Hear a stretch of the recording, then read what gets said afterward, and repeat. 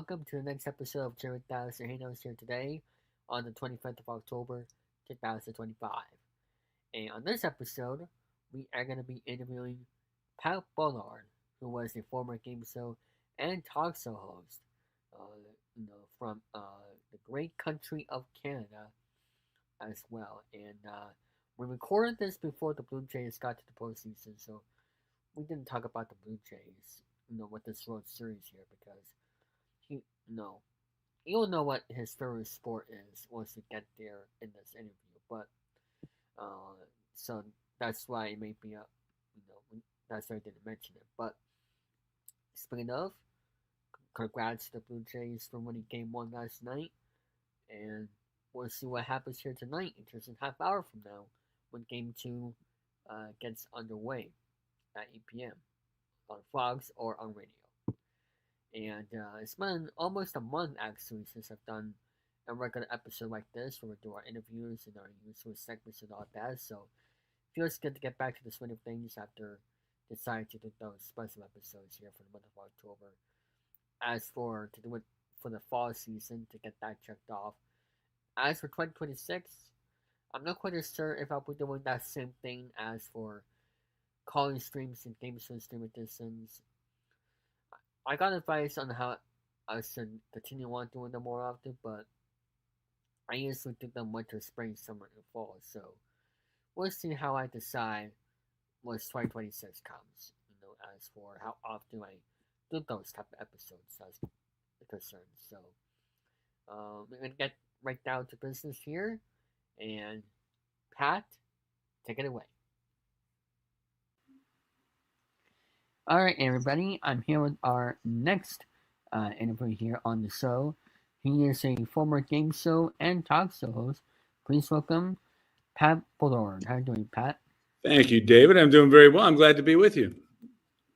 Same here as well. And as you're doing this, happy Friday to you as well. Oh, yes. Thank you. Happy Friday. We all love Fridays. Yep. Depending on what your work schedule is, of course. Yeah. So he has hosted 4 game shows: Bowling, Hold Everything, Love Connection, Car Sharks, and Here Comes the Newlyweds on ABC. And he also did a talk show of his as well back in 1996. Let's get to the questions about TV right now, starting how did he get into the TV business? Well, I'll tell you, I don't know, David, and I have people ask me all the time, and my kids are curious how you get into the business, and it's such a different game now than when I started. I started doing stand-up comedy. That's where I got my start, doing stand-up in Canada where I lived, and from there, kind of naturally fed into the business. But I don't even know how kids today, or someone young wanting to get into stand-up comedy, I'm not sure how they would do it. And when I did it, it was 1980. I did one show, an amateur night, and then a couple more amateur nights. And then before I knew it, I was on the road getting paid for comedy, appearing on television. And the reason was that I had stage time. And that's what I think is so very difficult for people wanting to get into the business today, is getting stage time, finding a way to get better and do it as often as you can, and better all the time. I drive by the Laugh Factory here in LA, or I drive by the Improv, and there's long lineups of people hoping to get on stage and do 3 minutes. I don't know where that leads. That's pretty tough. But if you have passion, if you believe very much that it's what you want to do, you'll find a way. And I think that's probably the best advice. Believe in it. Believe it's something you want to be involved with.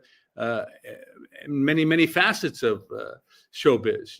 There is hosting, but there is acting. There is comedy, drama. There's so much out there, and you should, if you're focused, you'll know what you want to do, and it'll sort of come to you in a way.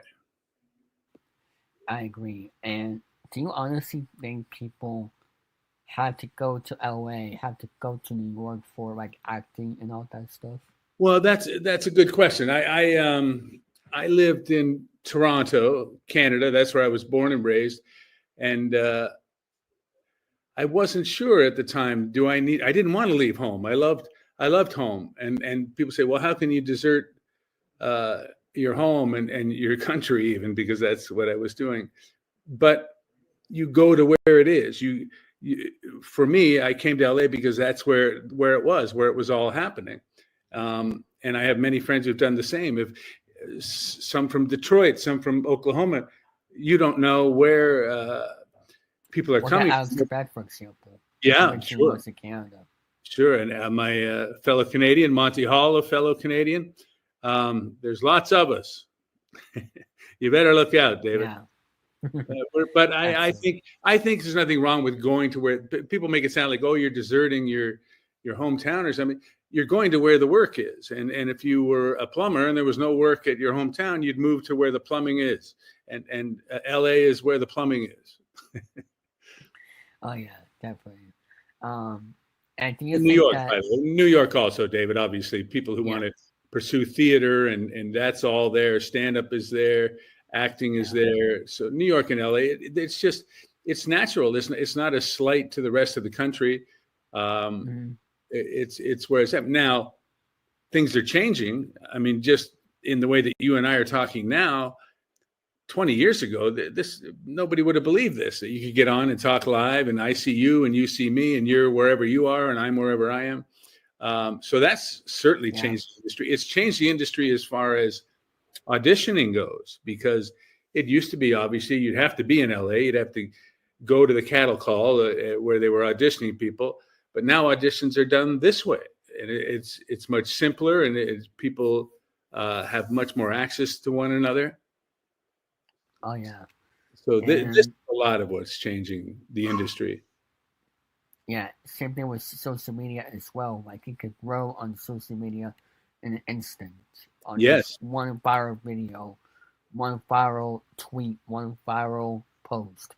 It's crazy on how social media has changed. That's why people, they often ask me, what should I do? What's television going to be?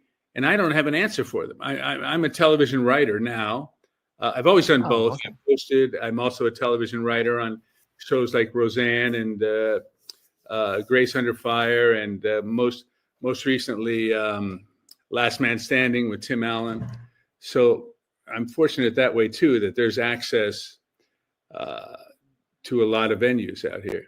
Absolutely. And with, the access to social media now, with people applying for those, acting roles, they don't have to live in LA or New York. They can just go to those cities for those movies or whatever. Yes, right. They don't have to live there anymore. They can just go there for the acting. That's for sure. You're well known for being in the game show community as for television. Did you watch game shows growing up? I did, actually. It's funny. There's something that people find quite comforting about game shows. I can't quite put my finger on it, but so many people I talk to, and they're a very passionate audience. The people that watch game shows, and I'm sure you're a big game show fan. There's a comfort there, and I think I can't quite describe it. It might have been as simple as, remember when you were sick and you stayed home from school and then you turned on the TV and there's a game show and Price is Right or whatever it was, and it was just so fun and lively. And I think people still in adulthood see that and find something comforting about it. But I've always, I would say I've always been a fan of game shows. Did you have any particular favorite game shows? I mean, the big ones. Let's Make a Deal with Monty Hall. I had a wonderful experience. I guess it's going back 10 years now. Whenever Wayne Brady took over, they were looking at me too. So Wayne Brady, me, a number of other people you would know were auditioning for Let's Make a Deal. And Monty was so passionate about the show. He loved every second of it. He could relive moments of it. So in order for me to get to know the show, or at least the new show was going to be, they asked me to sit down with Monty, and I went to his house. And Monty was there sitting on the couch, and I was sitting there, and the TV was there. and he had a housekeeper who brought us tea on a tray, and we were watching. It was very surreal because Monty Hall, to me, when I was a kid, number one, he was Canadian. Number two, he was a big star. You know, he was a star to me hosting that show, and we were watching it together. And he was giving me tips, and you should do this and do that, and it was very surreal and very. I felt good about my career, you know, because how did this happen? I was just a kid growing up in Mississauga, Ontario, Canada. And here I am sitting with Monty Hall in Beverly Hills, watching the show that I used to watch by myself. What was he like when you first got to meet him? He was very energetic, very, I've yet to meet someone. I mean, I've met Alex Trebek and a number of hosts, and Howie Mandel is a good friend of mine to this day. Awesome. Yeah, but Monty was the most passionate about the show he did. He was the most passionate, so passionate about Let's Make a Deal. And he would talk to you, and he would go on for a very long time about why this worked and why this didn't work and what we used to do and how he started in radio in Canada and came up with this idea with his buddy. So he was the most passionate, I think, host that I've ever met. Absolutely. For Howie Mandel, have you ever seen any of his game show tapings before? His tapings? No Deal, Howie. Yes.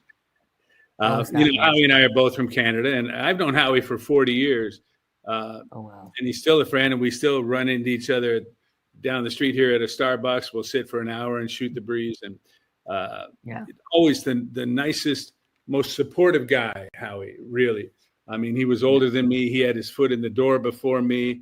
But it's just so energetic and so hardworking. But when he was doing Deal or No Deal, obviously, you remember the 26 cases and the models who had the cases.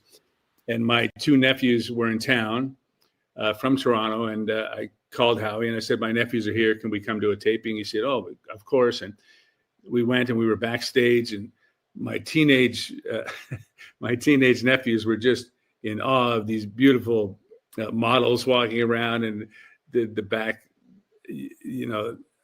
backstage. And so that was a great moment for them, certainly. Yeah.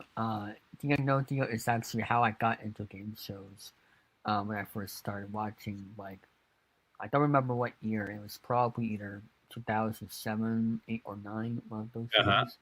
So, that's how I got into game shows in the first place. That was the first one that you really liked, and yeah, the first one I watched as well.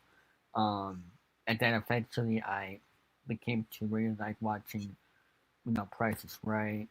Again, I started doing research of the classic ones like Car Sharks, Buster Duck. Those have history. Those were the classics of the classics. Same with Wheel of Fortune and Jeopardy as well. Yeah, very much so. I hosted Card Sharks, as you know. I think it was I was going to ask you about that. What was that like? Yeah, it was good. It was a great experience with good people. I don't think they quite knew what the show was yet. They didn't know what the format was. So, and then on top of that came 9/11. Believe it or not, I know you may be too young, but when the attacks happened, we were doing we were doing Card Sharks, and around, of course, September 11th came. Our show launched on September 12th. So you can imagine, on September 11th, I was in a studio talking to an interviewer in Boston. And Boston. Yeah, there you go. As I was talking to them and being interviewed, you could see in the background the planes exploding. It was the most surreal thing. And we're trying to launch a show. And honestly, the next day, nobody could launch a show at that time. The nation was stunned. They didn't know what was happening to the world. And of course, they were all glued to the news. Nobody was watching game shows, except from what I understand, Seinfeld. the thing that drew Yeah. people away was Seinfeld. People wanted to watch that. And that's a lot about what I mentioned earlier. You talk about comfort. Seinfeld's a comforting show to people. And it was made or being made at that same time and a little bit before, obviously, 9/11. And people were comforted by it. That's as near as they could tell. People just wanted the familiarity. They wanted Jerry and his pals. And obviously that worked out well. And so the people, let me get this correct here. So the people on the set of the 2001 Car Search did not know the original format of Car Search back then. Did they not know the one I did? Did they not know about the 70s, 80s version of Car Search? Oh yeah, I would think they were very, very familiar with it. That's certainly why they had to bring it back, because they got ownership of it. Fremantle, who I'm sure you've heard of in the game show industry, Fremantle got the rights. They came and asked me if I'd be interested in hosting, and of course I was. It was an honor to be asked, and there was no audition or anything. They just asked me to host it, and I was happy to do that. And not to pass the buck, but the format wasn't clear. They weren't sure how they wanted to do it, and they took away elements like they were showing the cards on an electronic board, whereas what people liked certainly when Jim Perry did it, was to take the cards physically and hold them and turn them, and the drama from those moments, which are quite simple, but they may have been where it seemed dated, but it's what people wanted. And again, comfort, there was such comfort in the old version of the show. Yeah, and unfortunately, that version of Car Search got a lot of backlash from the classic Car Search fans. Oh yeah, absolutely.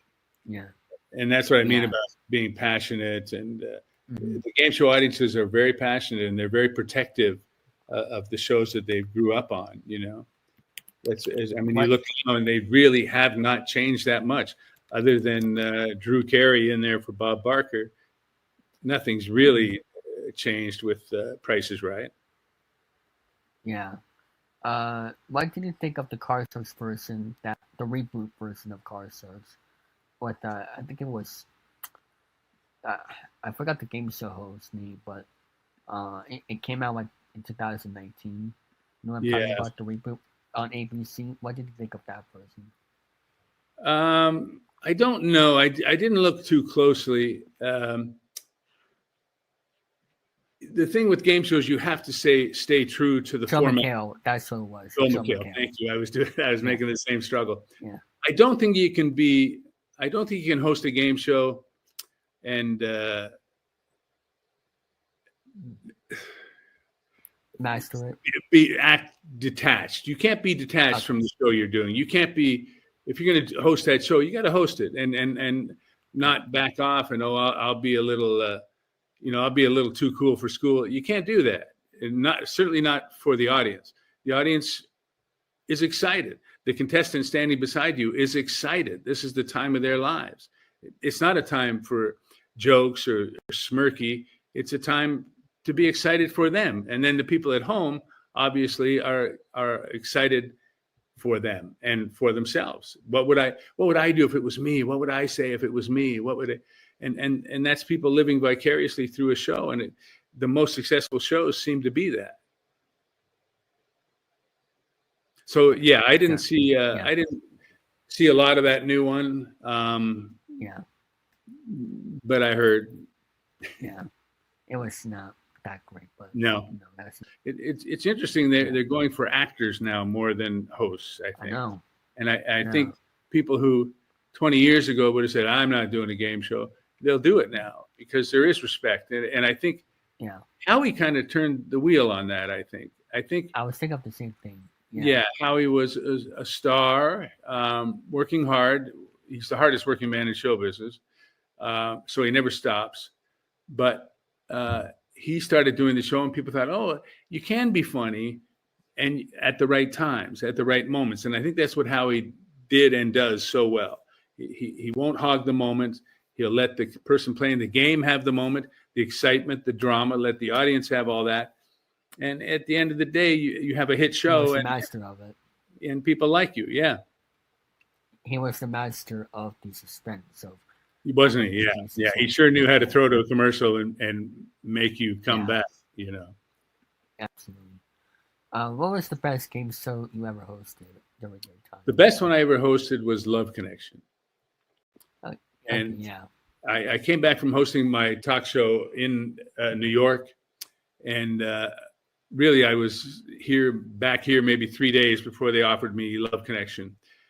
And I hesitated a little bit. I wasn't sure if it was the right thing for me. And obviously it was so known as Chuck's vehicle. But when I started doing it, I found that it was a show where you could add your humor. It was a show where you could interject, a show where you could play with the audience a little bit and less scripted, more in the moment. And I think we did an excellent job of that. Whatever we didn't do right with Card Sharks, we did right with Love Connection. The problem with Love Connection was the executive producer, and I don't think I'm talking out of school. Anybody in the industry would tell you he was a very, very difficult person, Eric Lieber. He's gone now, but Eric was, I don't quite know how to describe it, a very successful, miserable man. And we met with Warner Brothers after the show had been on for about 3 months. Everything was cruising. Numbers were good. It's up here since Pat took hosting. It's up here. And basically, Eric Lieber kind of, long story short, started an argument at the lunch. And the next day, I got a call from my manager saying they're not taking Love Connection back. Just because of this one foolish, angry man. That's unfortunate. That's what happens backstage sometimes, Yeah, but I loved it. I'll tell you, I enjoyed it much more than a talk show where I was interviewing, B-level celebrities, as opposed to. How did that start? Well, I was doing stand-up comedy. Stand-up comedy is what's gotten me to everything. I think anytime I've been doing stand-up comedy, it's led to something, and that's how it started. They basically just offered it to me, and I said yes. And it's the one that got away, though, because it was so fun. Interviews were so funny, and the people on the show were so unpredictable. I thought we should modernize it a little bit, and he was resistant. He resisted that. It was 1998, 99. Times change, and we could have even had same-sex couples if we wanted. There were ways to boost the show up, modernize it, which with the second year, we absolutely would have done that. But Eric wouldn't allow it, and they didn't want to deal with Eric, quite simply. But I loved it. I absolutely loved doing it. Not to mention it's an easy gig. You go in, you do Thursday 5 shows, Friday 5 shows, and then you're off for 2 weeks. And you come back and do 5 more, you're off for 2 weeks. It's a great gig. Yeah. What was the way hosting the prank game show on the Jamie Canny experience? Yeah, we did. I got a call the day before on that. I was a writer on the Reba show. We were, I think it was like our second season or something. But I got a call. Could you come and do this thing for the Jamie Kennedy experiment? I've known Jamie. I've known him for a long time. And I didn't really know much about what they wanted me to do, but when I got there, I found out they want you to be a game show host with a show that is just too hard to follow, too difficult for the contestants. So it was built-in funny right away. Jamie was one of the contestants, and they told me just go, and it was one of the funniest things I've ever done on television, to tell you the truth. And I've talked to Jamie many times. He said that one episode is the one he gets most asked about, where the poor guy had no idea what we were talking about. And it was all very fast and we were making up things on the go. And you could just see his eyes glaze over, and they put him in the box, and the money's going, and it's too noisy. And and we did 3 versions of that, and we could have used any one of them because they were all equally funny. Yeah. And so that was a fun, and that's just an example. I mean, the night before, I didn't know what that was going to be. I didn't know till I got to the studio. A friend of mine, Brian Hart, had come up with this idea, and I didn't find out till I got there. And we put it on its feet, and we just knocked it out of the park. It was fun, a lot of fun to do. So tell us what you're doing nowadays. Are you in retirement? Are you in TV or radio? What are you doing nowadays? I'm very active in television, as a matter of fact, still. I mentioned Reba earlier. I'm a writer on the new Reba show called Happy's Place.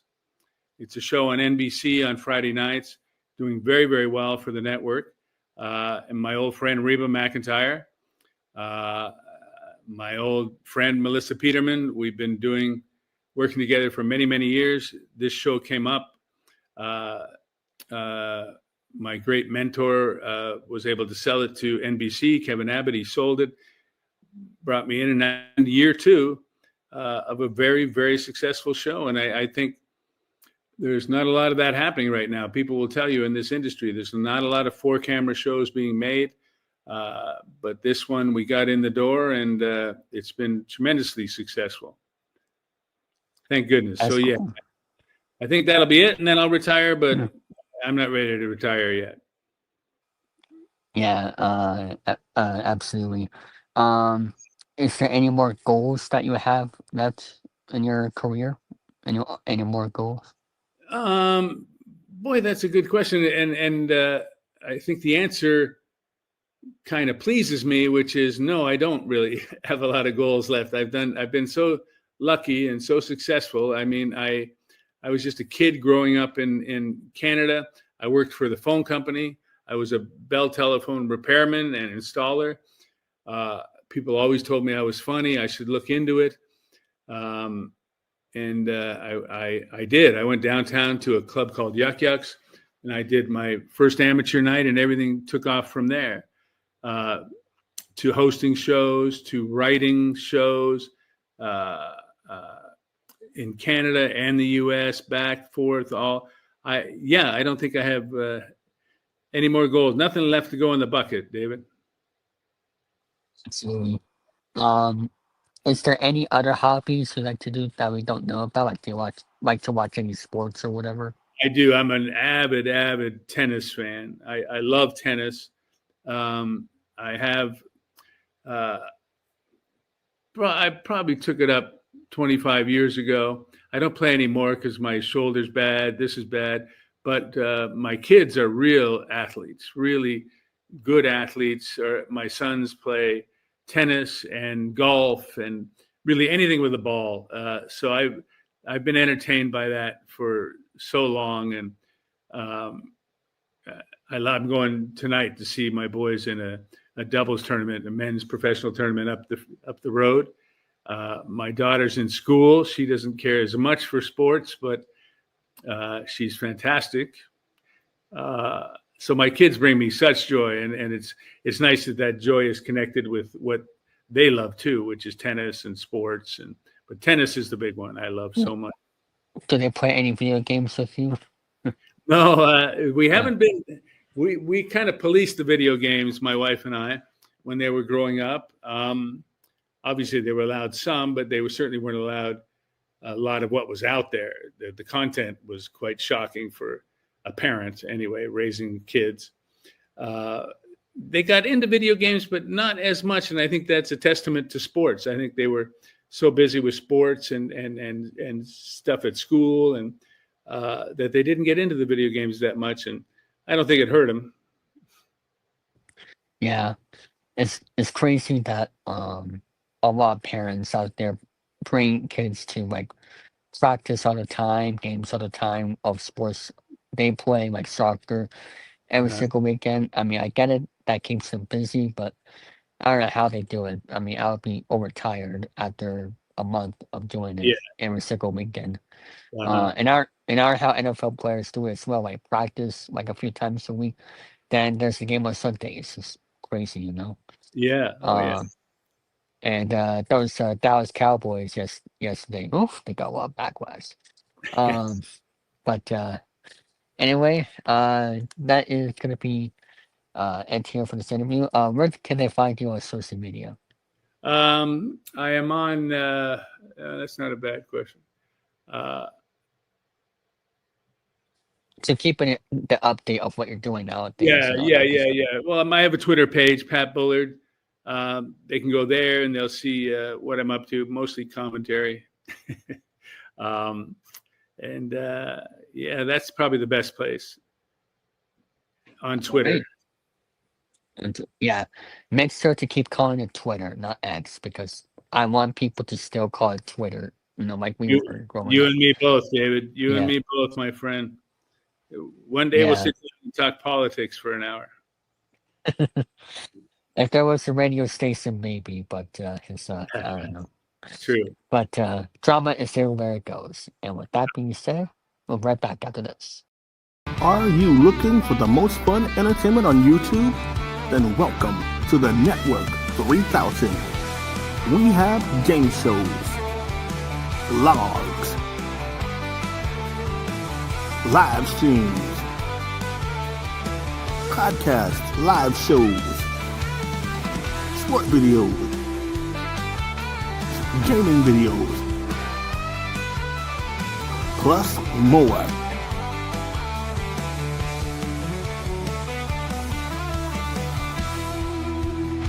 Subscribe today.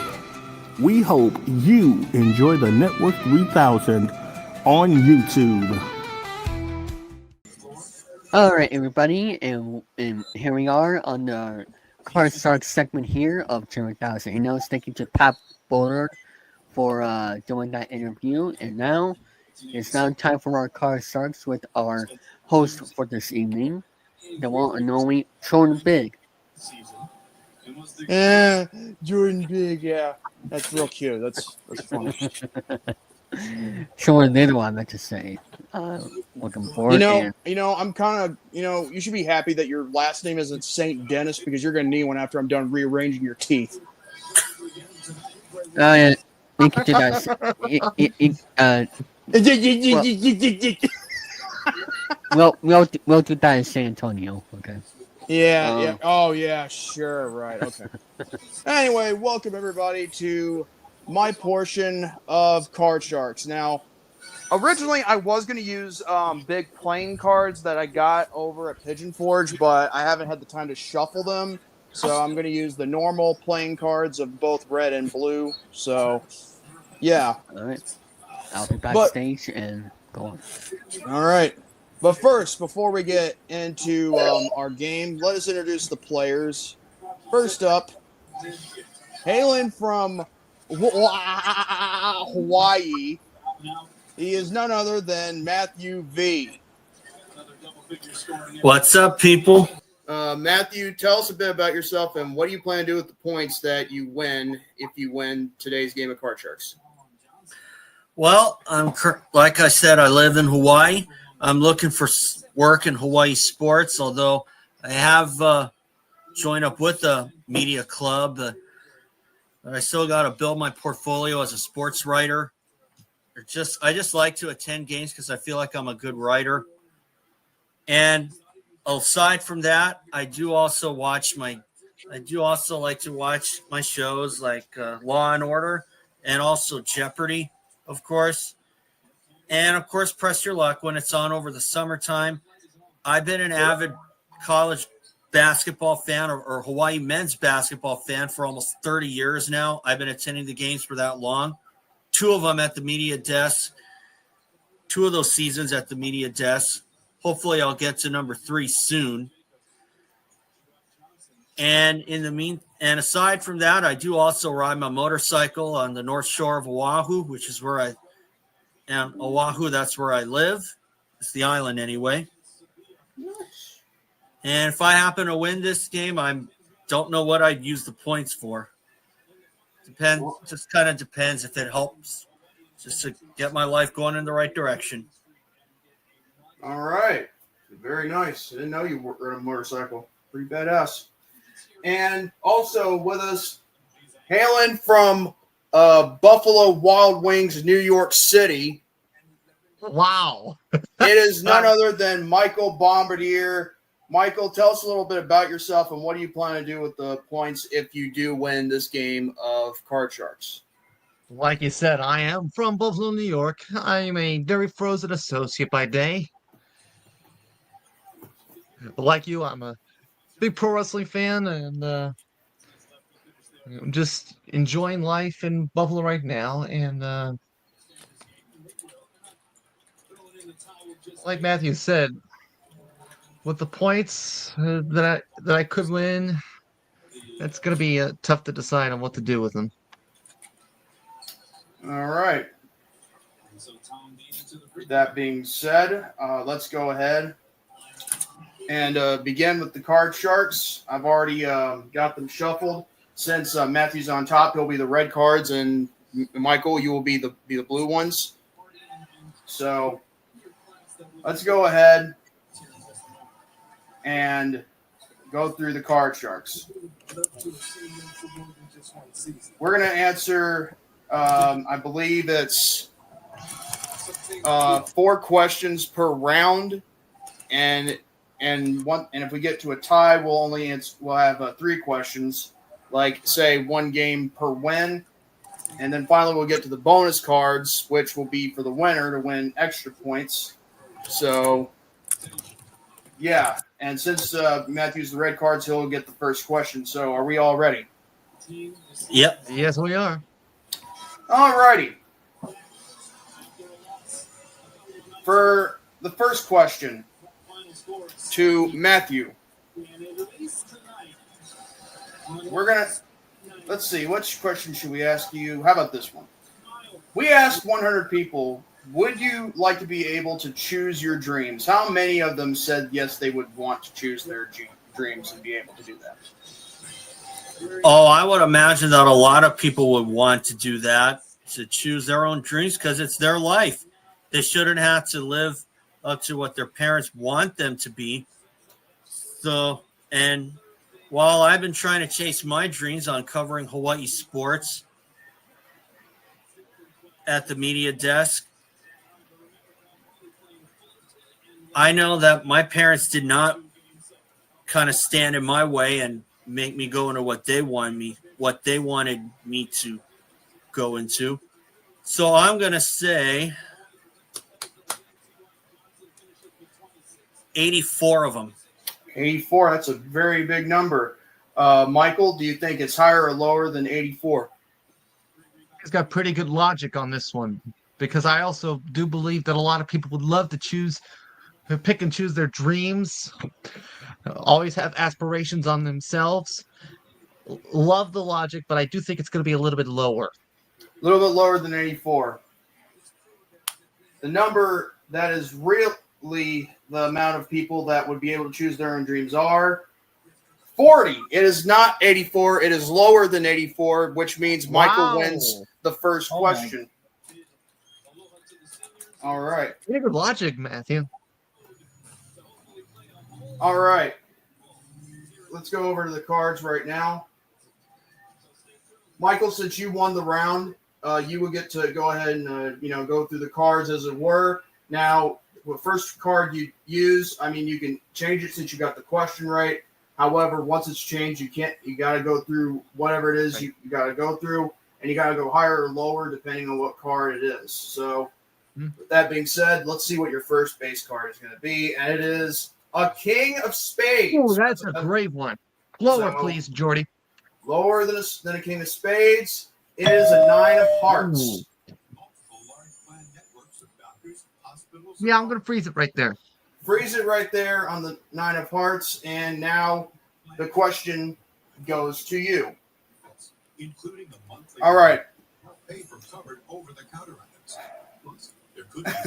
This one's a very tricky one. Let's see. We asked 100 women, Michael, they were asked, have you ever called your married boyfriend and hung up when his wife answered? How many of them said yes, that they hanged up when the wife answered? The defendant said that Eric Greenwood had been to her. Well, in Encino, it was the husband. Was Christy there? But Mrs. Frost told us that she had been posing as her daughter on the internet. And do you know why she well, every time Bob Munson sent Chrissy money, a similar it's a amount tough one. to damage I'm going to say more than 60,000. 31. 31. Matthew, do you think it's higher or lower than 31? That's a really good number, and I do agree with Michael's viewpoint. However, I think it might be slightly higher because they would definitely be taken by surprise. All right, higher than 31, and the correct number is of 100 women that they've called their married boyfriend and hang up when the wife answered are 41, 10 numbers higher. That means Matthew gets the W for this question. Nice. All right, Matthew, just like I explained to Michael, you can change the base card if you want, but once you changed it, you got to play it. However, if you like the card that you got, then higher or lower, and that's all there is to it. So let's see. A 7 of diamonds. Change that one. Okay, we're going to change the 7 of diamonds. Let's see what we got here. Ooh, 2 of clubs. Clubs, I believe. Higher. Higher than 2 of clubs. It is a 10 of hearts. I think I'll take a chance and go lower. Lower than a 10 of hearts. Very risky. And it is a 9 of hearts. Okay, I'm freezing. Freezing right there. All right, this question goes out to you, Matthew. All right. This one's pretty funny. Okay, Matthew, we asked 100 married women, have you ever picked a fight with your husband just to keep him out of a romantic mood? How many of them said yes to, keep him out of the mood? That is what I call stupid with a capital S. No, it's actually dysfunctional with a capital D. I'm going to say that. He doesn't love some good sex. I think that's going to be 27. 27, okay. Michael, do you think it's higher or lower than 27? How many married women picked the fight with their husband, or just to keep them out of a romantic mood, like, having a fun time in the bedroom, I just think that's Romeo's relationship with Jade Cargill in a nutshell. Well, that is true. No doubt about it. Higher than 27. And the correct number is... Oh, man, Matthew, you were 1 number up. It's actually 28, which means Michael gets the question and does the, cards. Oh, what a heartbreaker, Matthew. Oh, my goodness. All right. Change the 9, please. I was going to say you could either change it or play. First off, let's get this card so we can get rid of this one. And the card you have now gotten is a 4 of hearts. Not bad. Higher, please. Higher than a 4 of hearts. It is a 5 of hearts. Whoop. Higher. Higher than a 5 of hearts. It is an ace of hearts. Oh, lower. Lower than an ace of hearts for the W. It is a 6 of hearts. Wow. Let's see what Matthew could have gotten. Even if he changed his card, would have been higher or lower. Oh, and that. Wow. 8 and 8. Well, that's it for the first round. Now, considering we might have a commercial interruption, we'll be right back after these messages. And we are back for round 2 of, Card Sharks with yours truly. First of all, Matthew lost the first round. Thank God he is not in a hissy fit. Otherwise, he'd be, outs from the game show community forever and probably have to work his way back by going onto an episode of Wheel of Fortune like some people. But hey, beggars can't be choosers. Still, Michael's got one up on you, Matthew. What do you have to say to yourself? What do you think you can do to try and win this? You think you might tie up with him? We'll see what happens. I think I can do it. I just have to have the good luck. All right. Just tie a 4-leaf clover to your nutsack, and then maybe you might have that luck. And Michael, you won the first round. Do you think you might get 2 in a row, just to get to the bonus round? Matthew's a good player, and we'll see what happens. And that we will. All right, so since I'm already getting the cards set up, as you all know, Matthew is the red cards and Michael is the blue, in case anybody forgot about that. And if you've just been reminded, then now you know. All right.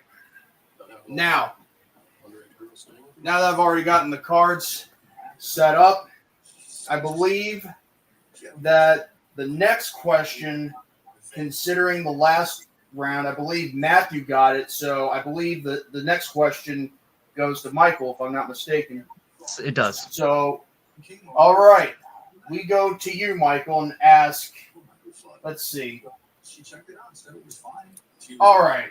Here's one that could actually be very interesting to talk about.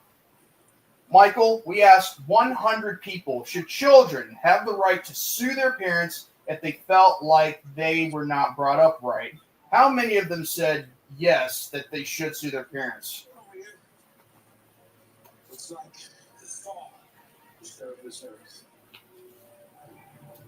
Talk about child abuse and battery. Who is your zone? I would say about 57 of them. 57 of them. Okay. Matthew, do you think that's higher or lower than 57? I would imagine that number would be around there. But if they were kind of repeatedly put down by their parents, I can't say I blame them if they do. I think it's going to be a tiny bit higher. A tiny bit higher. All right. The correct answer, if should children have the right to sue their parents if they felt they were not brought up right, is 6. It is not higher. It is actually lower. What? Oh, my goodness. What kind of writers do you have? Hey, I'm just giving what I'm told to read out loud. I don't make the rules or have the questions, automatically. All right, Michael, you already know the rules of the base cards, and of course, since you won, you can choose the next card, change it. But once you change it, you gotta play it. So let's see. It is a 2 of diamonds. Oh yeah, very good. Higher, please. Higher than a 2 of diamonds. It is a 5 of spades. All right. I can work with that. Higher, please. Higher than a 5 of spades. Oh! It is a 3 of hearts, meaning these 2 cards have to go bye-bye, and your base card remains as the 2. I am so sorry. First time we've had someone, bust right there, on the first round of this game right here. All right. Matthew, since you didn't get the question right, you got to play the base card no matter what. You cannot change the card. You got to go higher or lower, and you can still freeze after you get one thing right. So your base card is a 9 of clubs. I'm going to have to go with the odds and say lower. Lower than a 9 of clubs. It is a 5 of clubs. I'm going to go higher. Higher than a 5 of clubs. It is a king of hearts. Yes, lower. Lower than a king of hearts. It is a queen of hearts. Yes, lower. For the win straight. Yes. Wow. Zowie.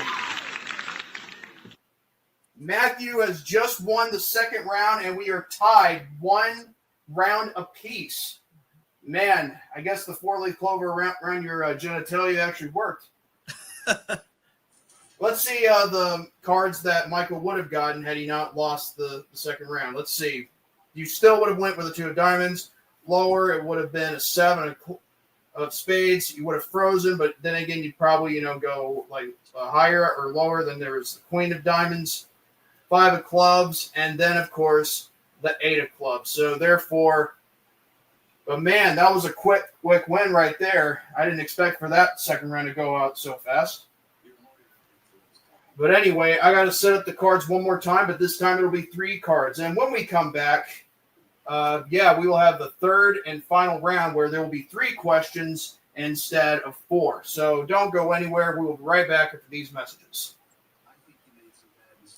And we are back again for this portion of Card Sharks with yours truly, Jamin's Legit. Matthew won the previous round by a quick, base card with, the game of chance. He went, higher, lower. It was phenomenal. I recommend you see a replay of that. And Mike Gold, he won the first round, meaning these 2 guys are tied 1 round win apiece. So, since we're already into it as it is, Michael, your thoughts. What do you think of, losing that round so quickly? I mean, what happened? PKO. She's special, isn't she? Yes, she is. Okay, then. And Matthew, what are your thoughts on winning the round so quickly? I'm just as surprised as the next person. I didn't know if I was going to have that kind of luck after having a 9 as my base card, but I just went with the odds, and it just worked out. All right. Well, we've already got the cards set up. This time it'll only be 3 cards once we have a question done right, but 3 questions for this round because this is the final round. Winner gets to go to the bonus round.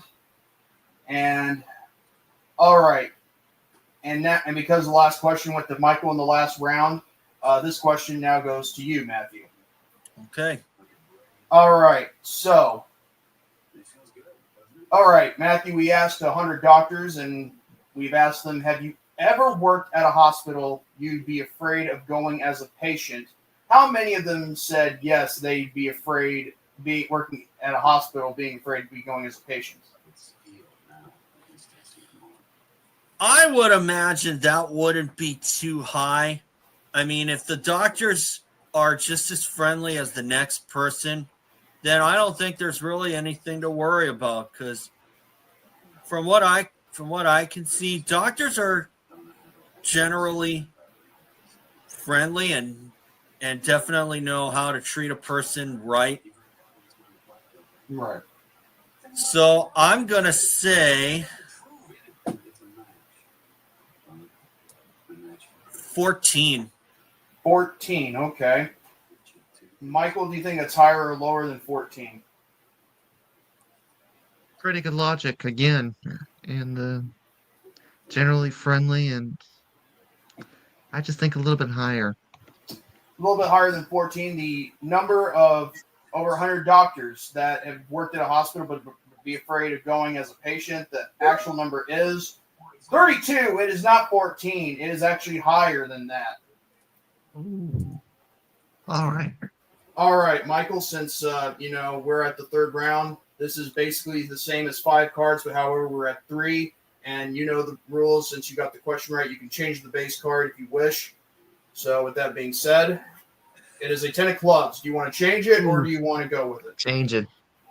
All right. We have changed the 10 of clubs, and it is now a 10 of diamonds. So not really anything's changed. But you still got to play it. You got to go higher or lower. Yeah.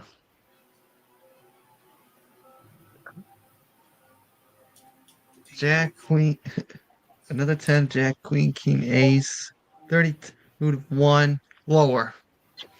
Lower than a 10 of diamonds. Oh, it is a Jack of diamonds.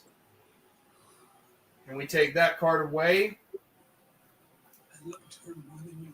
And we replace it with one that will be unveiled unless if it does happen. Yeah. Matthew, since you didn't get the question right, you will have to play the base card that's presented, and it is a 5 of diamonds. I'll go higher. Higher than a 5 of diamonds. Oh, it is a 3 of hearts. Wow. Dang it. Wowie. All right. All right. Second question of the 3. All right. Michael, if we asked 100 people, if a mother discovers her 16-year-old is taking birth control pills, should she take them away? How many of them said yes, she should take them away? If she takes them away and sends them to a new department, they would still get mononucleosis. Mononucleosis, wow. Didn't know birth It's a dumb control question. pills. I didn't know birth control pills had anything to do with mononucleosis. 22. Okay. 22, okay. Matthew, do you think it's higher or lower than 22? I think the mom would want to get the daughter's side of the story first, but regardless, I think it's going to be higher. Higher than 22, and the correct answer for this, if a mother discovers her 16-year-old is taking birth control pills, should she take them away? And those who said yes, that they should, is 16. It is not higher, it's lower, which means Michael gets the question right. Lucky on the questions. All right, now you can still change the 10 of diamonds if you want, but Get rid of that 10 again, please. all right, another 10 gotten rid of. Let's see what Come you on, have. something better. And it is an 8 of diamonds. 2 numbers down, but it's something.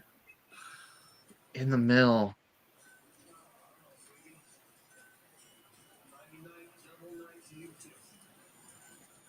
Knight, King, Jack, Queen, King, Ace.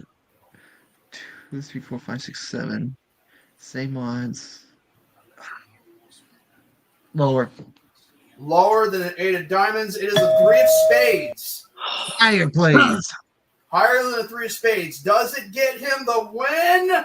Yes, it is an ace of clubs. Meaning Michael has won the card sharks. Let's see what the other cards could have been for Matthew. He would have gone lower or higher. Let's see. 3 of spades. Wow, right above each other. And a 5 of spades. Oh, boy. Which means, Michael, you have won the Card Sharks rounds, which means you will now go into the bonus round. Perfect. First of all, Matthew, you did pretty good. Hate to say that you lost, but hey, it was actually pretty good. You won the second round zing right there, and then like nobody's business. Hope to have you back on here soon in the later future. Oh, well, that was a lot of fun. Hope to be back again. The Law and Order theme. I'm not gonna lie, I do love me some Law and Order too. But anyway, Michael, what are your thoughts winning 2 out of 3 rounds against Matthew, only by 2-1? Wow. Matthew gave me a run, and I congratulate him on that. And, wow, the questions ran in my favor.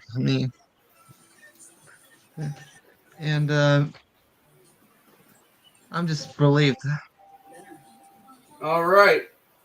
Well, with that being said, we will be doing the bonus round very soon. And when we come back after these messages, we will have Michael do the bonus round of the Card Shark segment of this very program. So please don't go away. We'll be right back. And of course, we are back here on this beloved program with yours truly, J-Man's Legit. First of all, I want to say that, the questions did go into Michael's favor because after all, it's really hard to guess the boy's knowledge, thinking that it's anything less. But I will say, though, it's actually pretty good that we have something rather than nothing out of this game. Matthew did a pretty good job in the second round, with the wave, that quick win.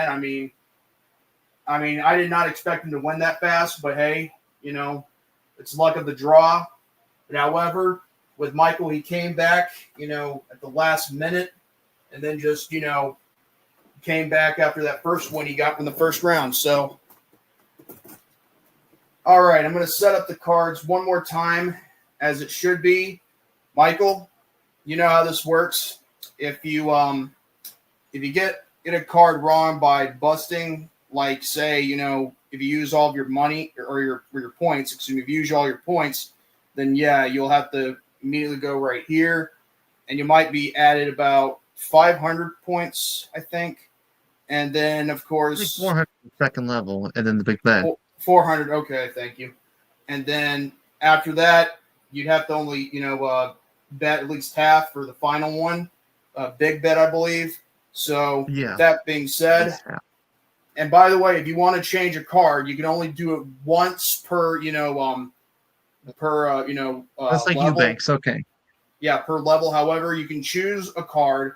You can either say 1, 2, or 3 as one of the cards. It doesn't matter. Like, if you want to choose a card, you can just have it right there immediately. You can only choose, say either 1, 2, or 3 just to change the card of which one you want. 200 for the first row. All right. All right. So are we ready? We're ready. All right. First, let's see what you got for here. It is a 2 of spades. Do you want? Can't lose right here. Can't lose right here. I'm going to go all higher. All higher. And that means for 400 points, I believe. And it is, an 8 of spades. So you got 400 points. Add that on there in the private chat. Yeah. All in again? Lower this time. All in lower, and that's 400, and that makes it 800 points if, yes, it is a 2 of clubs. Wow. That's 800 points. Now, do you want to go higher or lower and how much do you want to? All 800 higher again. All right, all of it 800 higher, and it is a 8 of spades, and I believe you get. 1600. There you go. 1600 plus the 4, and it's 2000. All right, so do you want to change this card or do you want to go? Let's change the card, please. All right, which one do you want? Number 2. Number 2, and this one's going to be a king of clubs. King. I might as well, because chances are there could be an ace somewhere. I'll go 1600 lower. 1600 lower, and you got 2000. Okay, and it is a 9 of clubs. You cannot change the card now because you got to go all the way. Yeah. So because that was 16,000, I guess that means 1600. 1600. Okay, 1600. Excuse me. 1600. That adds to the 2000, 3600 now. So let's go 600 lower. 600 lower than a 9? No, it is a king of diamonds. However, only at 3,000. Only at 3,000. All right. I will go 2,000 lower. 2,000 lower, and it is a jack of spades. And this is the big bet, and I guess that means it's 5,000. Now, here's the thing. You can only bet at least half, making it 2,500, and you can change the card if you want to, like say no. I want to keep the jack. Number 1 or number 3. Okay, neither number 1 or number 3. So what do you want to do?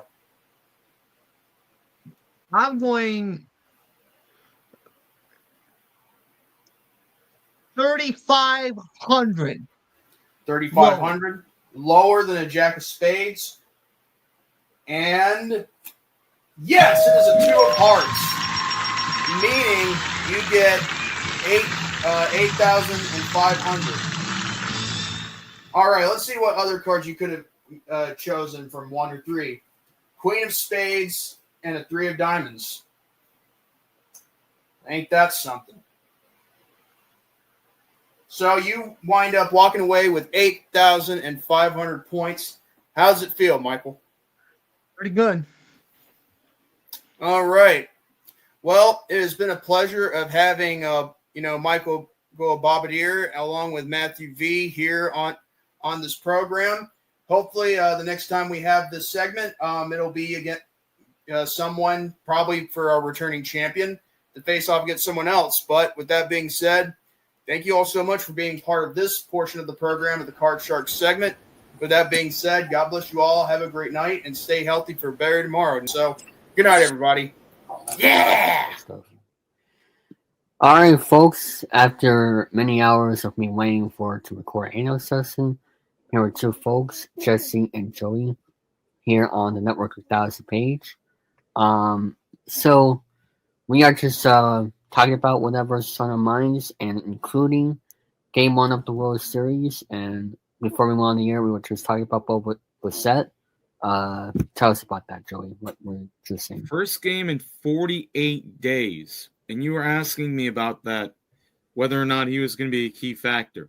He didn't play in the wild card. They weren't in the wild card; they had a bye, but he didn't play in the ALDS, ALCS. It's his first game, and he's playing in the World Series. Mhm. That is a lot to take in, but you had guys like Ernie Clement cleaning up for him, Andres Jimenez, big trade that was with the Indians, Guardians now. But Yeah. Ernie Clement has really been solid for the Blue Jays now since he got cut by the Indians and by the A's back in the early 2023 season. His production has been incredible. And the fact that it took, we're in 2025. The first World Series happened, I think, in 1901. This is the 122nd, because there's two that weren't there. 1904 and 1994 didn't have a World Series. So 123 World Series, the first pinch hit grand slam ever. And that is something else, because the funny thing is, and I mentioned this earlier, in the All-Star game, which has been around since 1933, 32, there's only been one grand slam in the All-Star game. And I think it was in 1980, I think. I'm not quite sure, but Fred Lynn. No one's done it since. And the funny part is, I think there's only been one inside the park home run. 1933, Joey. No. Oh, yeah, 1933. There you go. Thank you. But I think Ichiro has the only inside the park home run in All-Star. Yeah, San Francisco. Yeah. So that's incredible that there's been one inside the park home run and one grand slam. But in World Series play, only one guy now has ever hit a grand slam as a pinch hitter. I know. But an 11-4 win to start out, that's impressive for game one. But this can go up to 7 games. But it was always the team. I mean, they said it was always the team that swept their league championship series. The last team to do it, I think, was the Red Sox. 2007. They won Game 7 in the ALCS against the Guardians back in 2007, and the Rockies ended up sweeping Arizona. They lost. So it's the team that went to Game 7 who's won. But I'll leave it at this so far because I want to get a little bit of Jesse's input on this. But yeah, the Dodgers live and die by two things: the home run ball and their pitching. Their bullpen has not been good. Not against Toronto, just in general. Because you remember when you and I talked about the no-hitter that Yamamoto had against Baltimore 2 months ago, now almost. Trinan and Tanner Scott blew that game. They recorded 2 outs in the inning, but they were down to their final out. Home run off Yamamoto, and then just 5 straight base runners, ball game. So it seems to me their rotation with Ohtani, Yamamoto, Snell, and those guys, they have to get them run support because that's embarrassing to go all this way, beat the Cubs. No, not the Cubs. Beat the Phillies, beat the Brewers. And now all of a sudden the team from Canada stops them cold? Yeah, that was So a far. brutal butt whooping they got tonight. That's kind of scary to think about is Vlad Jr. is in the first year of that large contract he got this season. 14 years. 14 years. $500 million. And this is year one, by the way. He's making good in year one when his dad didn't even appear in a freaking... His dad didn't appear in a World Series till his penultimate season in 2010 for the Rangers. Yeah. That's how crazy baseball can be.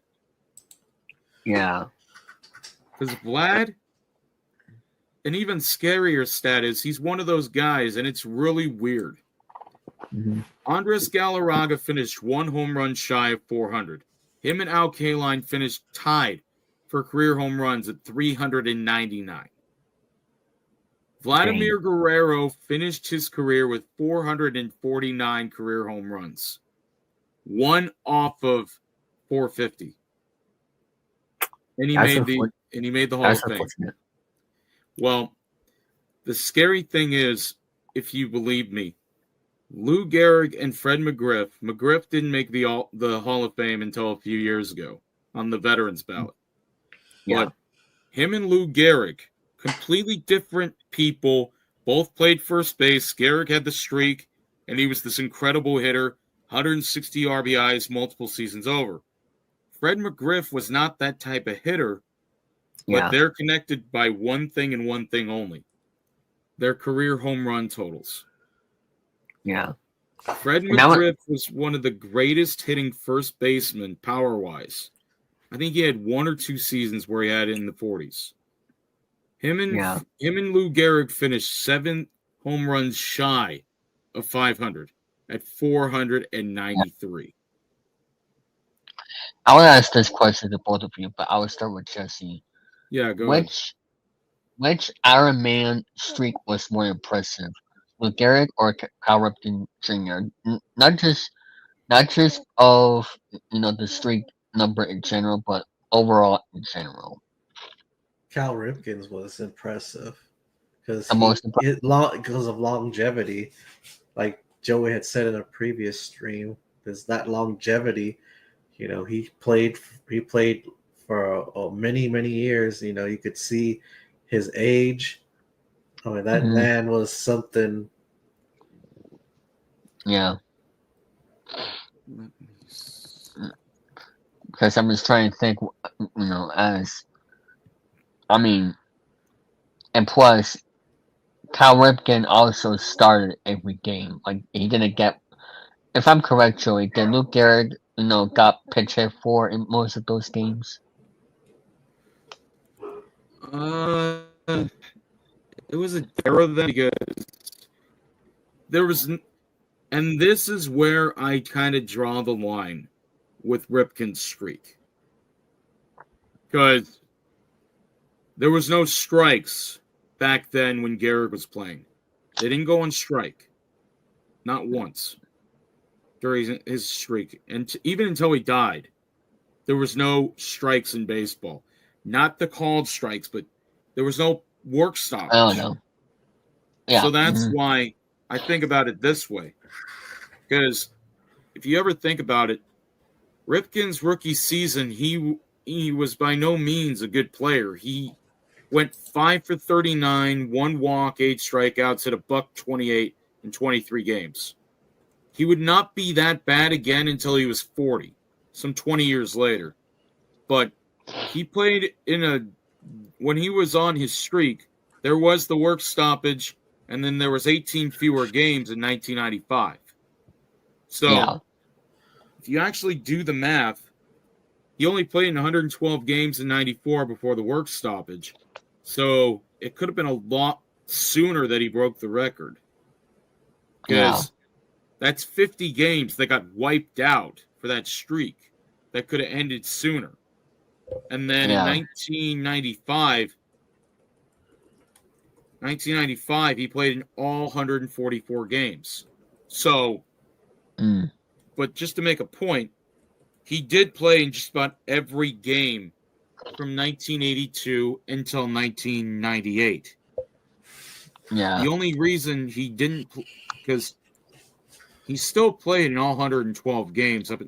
Whoops. Come on. Let me actually click there we go. So they played 112 games, yes. So he played a full season's worth of games regardless, but still. My thing is, if there's no cancellation in Ripken's streak, there's no wrinkle in time, I think they would call it. There's no stop. Yeah. Does he actually break the record? Because he was at 2,131 on September 5th, 1995. But in my mind, well, that was 28 days before my birth. I was born anyways, but still. The more I think about it, the more I find it intriguing is this.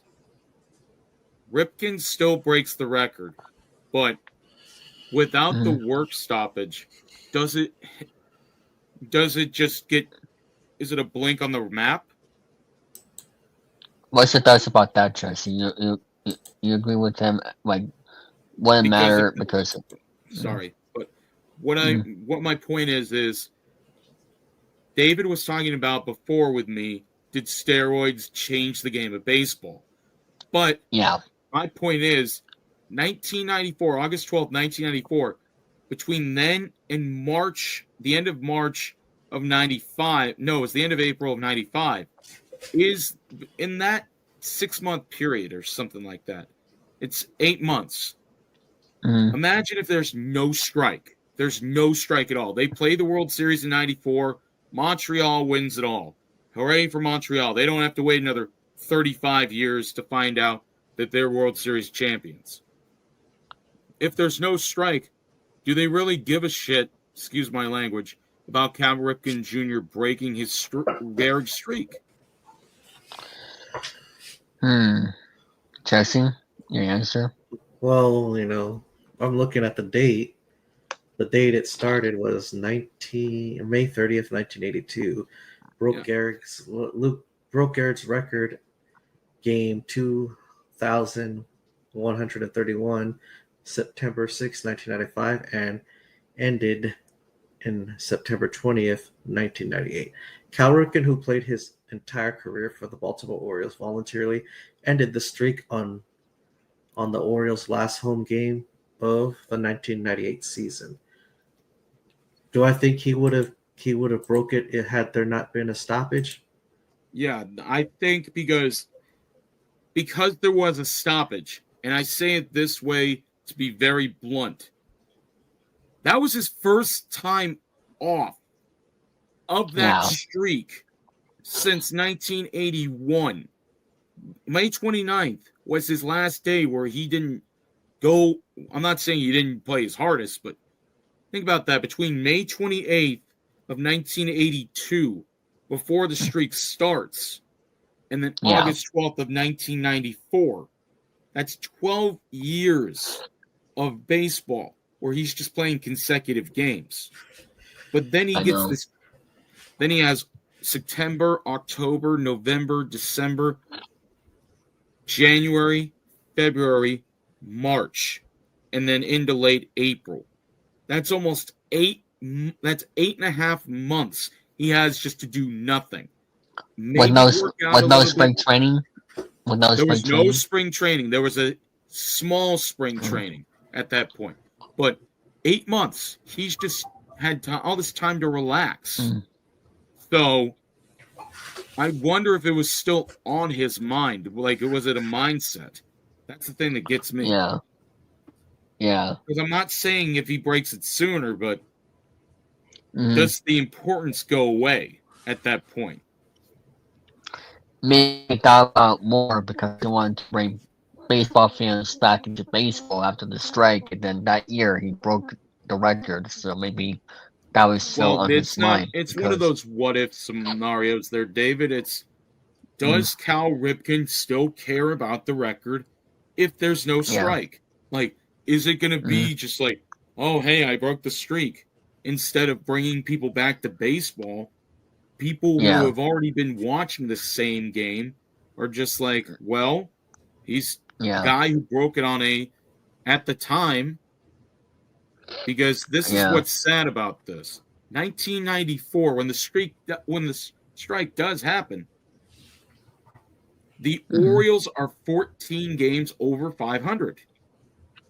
They were contending for a playoff spot at that point. So, of course, Ripken was playing all the games because he was playing for a winning team. He won 2 rings, to be exact, 2. Oh, that was one. 1981, and I forgot the other one. He just won 1 ring. That's right, 1983. Because they won in 71, and I think they won in 79. Because they lost in they won in 1970, so that was before Ripken, but they lost in 71 and 79 to the Pirates, which has got to suck, because that's, well, the more I think about it, I know I'm getting off track, but Earl Weaver is one of the greatest managers they've ever had. He won 1 World Series with them, and I don't think he was their manager in 1983, but I'm curious. They defeated the Philadelphia Phillies 4-1. Ripken was also named the MVP of that season. The Phillies win in 1980. They win in 80. They don't go back in 81. They don't go back in 82 because 1982 is the Brewers and the Cardinals. 81 was the Yankees and the Dodgers. There we go. 84, they're not back. After 1982, the Brewers don't go back to the World Series, and they have not gone back since. Yeah. But the way I see it is this. The Phillies, they had a rough road after they lost to the... it was only 4 years after that, but still, they lose to the... They don't go back to the World Series for another decade, and then they lose to another AL East team in the Blue Jays. But and the Phillies, like, I feel bad for for those players, in recent years, this decade, because they were supposed to win that NLCS against the Diamondbacks at home in front of their crowd, but something happened in that clubhouse that didn't make them focus, I think, in my opinion, because they had to win that game. Well, if I ever think about it this way, because I think Gehrig had it harder than Ripken did. But if I'm putting it this way, because the streaks were separated by 60 years. There's not as much publicity in the 30s and 20s and 30s. There's not as much problems then. Yeah. But if Gehrig never gets sick, he retires, he's with the Yankees, he gets a couple more rings as one of their coaches, he dies in his 70s, that's just his life. But because he did get sick, he didn't have the career after baseball that Ripken has. So, completely different people. Gehrig had his guy that, and it's still a scary stat to think about. 714 home runs, 493. That's enough for 1,207 home runs between Gehrig and Ruth in the same lineup. And I think it was close to 4,000 plus RBIs between the two of them. I think Ruth had 2,295 RBIs. Just under 2,300, I think. But no, there's a reason they were called Murderers Row. And I give Ripken credit. He had 2 good hitters in that lineup besides himself, but still. He had Eddie Murray at the end. What team is the Murderers Row of the 21st century? Like, if I had to give one, it's probably 2001 with the Mariners. You've got Olerud, you've got Edgar Martinez, you've got Ichiro in there as a rookie. You've got Brett Boone at his best. But you've got a great hitter. You've got great hitters who don't necessarily need the home run. Yeah. Mike Cameron, speed and defense. He had power in center field. You had Dan Wilson as their catcher, great catcher and everything. But if I was going based off of just hitting wise, it's Martinez, Olerud playing first base. And unfortunately, the guy had to wear a batting helmet because of an aneurysm he had back in college. Ooh. Oh. He was Right. okay. I know I'm getting off track, but That's I all just good. thought of something. 1987, I think, was when Olerud was in college. He was so potent at the plate and on the mound. He went 15-0 one year as a pitcher in college, and he was hitting well over 400 at the plate. So I know Olerud is one of the best hitters to not at first base because there's such a log jam at that position. Because if you ever think of a guy hitting the ball well in Seattle, because Olerud was only there 2-3 years, but still, they had him too late for the Mariners. They had him too late.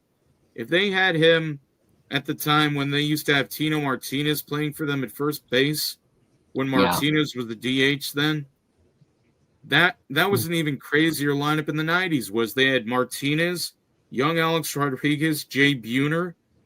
They had Griffey, they had Buhner, they had Martinez, and Igor and Tino, and then they had four really great hitters, and then they had Joey Cora, who didn't hit the ball hard, but he could run. Yeah. So it's not about having four great hitters. It's just that I will always say this. I'd rather have a number 9 guy who doesn't hit the ball in the air that gets on base. That way, the number 1 Also, hitter, more defense, like Jackie Browdy, for example. well, you want your number 9 guy to get on base for your leadoff guy if it's 9, 1, and 2.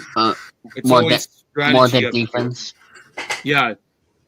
Well, number 9 hitter is always supposed to be a defensive guy anyways. Yeah. That's the way I see it, at least, but not really. That's why I said Jackie, because he was always the opposite. Well, I think about it this way, specifically because I know Jesse knows from years of watching in Houston. When they had the Killer Bees in Houston, that was one of their best lineups. Berkman, Bell, Bagwell, and Biggio. They were called the Killer Bees for a reason. They were just this consistent. This game. There you go. That is it. Because that's the number one thing is if you have a consistent group of guys, whether it's contact, home runs, or just getting on base, you want that guy who can get on base in front of your other guys that can get you big innings. Because that's why I think Barry Bonds never won a World Series. The year he hit the home run record, he broke the home run record. They lost, I think. Yeah, they lost. Because they had Jeff Kent, they had JT Snow, they had Benito Santiago at the time, but their pitching was not great. Like, you really have to have the 3 freaking groups. That's what they call it. Because what got the Cubs in 2016? Nice say more. Well, they had their 3 major food groups there. Because I think of baseball and football terms, and I hope you guys will understand this, but Jesse watches football. Defense, special teams. Yeah. You need those 3 components to win a championship. Yes. Good kicker returner that'll get you good field position, and you need great. You need a balanced defense. That's it. Yep. He gets it, but the way I see it is your special teams is always a combination of your special teams should always be your bullpen and your bench. Yep. That's the way I see special teams. Bullpen and bench. Your defense is always the 8 guy. It doesn't include the DH. The DH is part of the special teams, by the way. Yeah. Designated hitters, pinch runners, pinch hitters, bullpen. Your offense should always include the guys that are in the lineup. Like your outfield is your biggest strength and your biggest weakness. That's offense and defense. It has to be. Right back. Yeah, go ahead. Okay. But the way I see it is this. It's offense and defense, and then you got your special teams. Because pitching also for the bullpen, make sure you get your veteran closer and your young reliever as well. You know what I'm talking about. Obviously. Well, the way they used to structure it is you'd have a swing man in case somebody was tired. A swing man is a guy who can start, and it doesn't have to be old, young. It just has to be a guy who's ready when the guy's not ready on his 5th day. Because the way it used to be was back in the old days, it was 4 starters, 3 guys out of the bullpen. That's it. Maybe 4. You had 8 pitchers on your roster. One of those guys was your closer who would go 2 to 3 innings, and that was how that worked out. But the fact of the matter is now they got you saw this in the World Series today where Snell was in the 5th going to the 6th, and he just ran out of gas because and the lady who was on the radio who was talking about it, I think it was Jessica Mendoza, she's very articulate. I was listening to the Blue Jays broadcast radio. Yeah, no, I was listening to ESPN because they had Eduardo Perez and Jessica Mendoza. Those two are very articulate at what they do, but she said it best where that's where your offense has to be good against that starting pitching because every team's starting pitching is a part of their defense, pretty much. Not a part of their offense, but defense specifically. But when you keep trying to go down the field and you're consistently getting stopped or you're trying to get base runners, it's because your offense is killing the other team's defense in a way where you're not scoring, but you're chipping away. And that was the best way they could talk about it was this. The Dodgers couldn't get past the Dodgers defense and pitching. I associate pitching with defense. But the Blue Jays offense got so many opportunities today because of just fouling off. They fouled off 39 pitches today. 39. And that got Snell to 100 pitches. And that's why Roberts had to yank him in that 5th inning. But that was in the 6th inning. But that is how you do it. Because especially in the NFL, with baseball and football being almost the same sport, your offense, if you're going against a good pitching staff or a good defense, you issue short passes, screens over the middle, and then when that big opening comes up, you hit them where they ain't, and that's like getting a big run in football or a deep pass. That is your home run ball, and then you bring your bullpen into it, and they said it best. Whoever gets into the bullpen first, that special teams unit is going to win you the game. It's all about the run game. It's all about the run game. Exactly. Scoring runs, the big runs, are what are going to get you. That's why when you use small ball leads to big innings. But I believe every word that Larry Larkin said, the great shortstop from the Reds, home runs kill rallies. And I believe that. But that's only if you let them. Because the Blue Jays hit 3 home runs, but they didn't let that stop them. Because they were still chipping away and fouling the ball off, because that's what you do. If you're running into a brick wall of a defense with a good pitcher, you're still making your way. You're hitting that. Think of it like a wrecking ball. You're trying to get rid of this brick wall, but you're just hammering yourself against it. Yeah. And they think, oh, you're not going to knock it down this way because it's not just one person, though. That's why when you're fouling pitches off and then you're getting on base, that's when the brick wall is starting to lose brick by. When they tell you to build a wall, you build it brick by brick.